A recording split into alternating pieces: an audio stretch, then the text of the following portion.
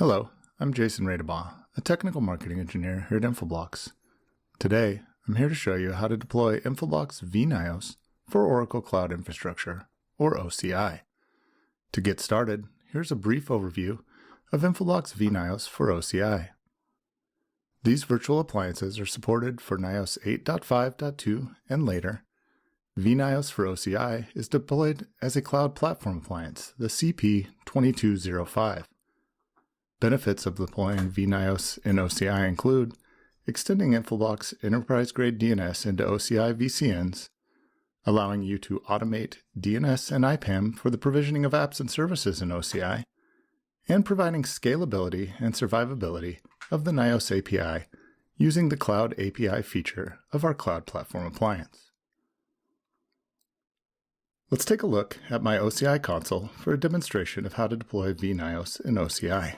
I'll begin on the Custom Images page, where I can create a custom image using a QCOW2 image file downloaded from the Infoblox support site.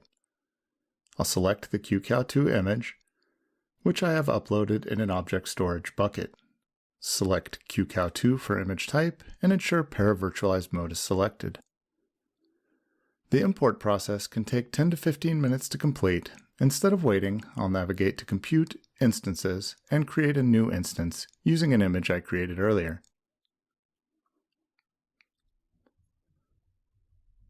First, I'll edit the image and shape for the VM. Change Image, select Custom Images, and select my vNIOS image. Next, I'll change the shape of the VM, selecting Virtual Machine, the Intel Skylake processor, and a VM standard 2.4. I'll edit the network connection, selecting the VCN and subnet that I want to use for the management interface. I don't need a public IP here. I'll add my public SSH key, and finally click on Create.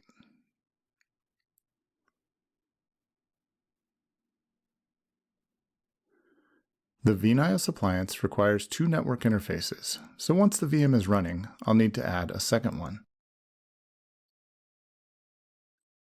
I'll scroll down and select Attached vNICs, create vNIC, give it a name,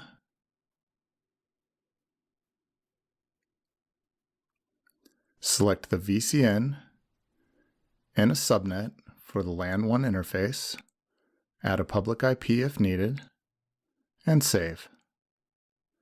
Now I wait for the vNIC status to show attached. And then scroll up and reboot the instance. The full boot process can take a few minutes, so I'll be back when it completes. Now that the instance is running, I'll create a console connection to connect to the instance. Add my public key,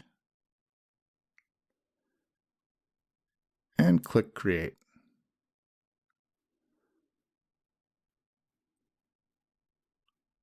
I'll copy the connection command for my operating system and paste it into my terminal. Wait for the connection to complete, and from here I can log in to vNIOS.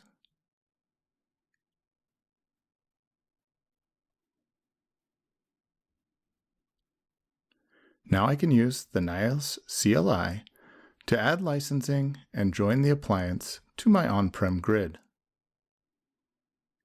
Thanks for watching. You can find documentation and resources for vNIOS for OCI at infoblox.com, or find me and other Infoblox experts at the Infoblox community site, community.infoblox.com.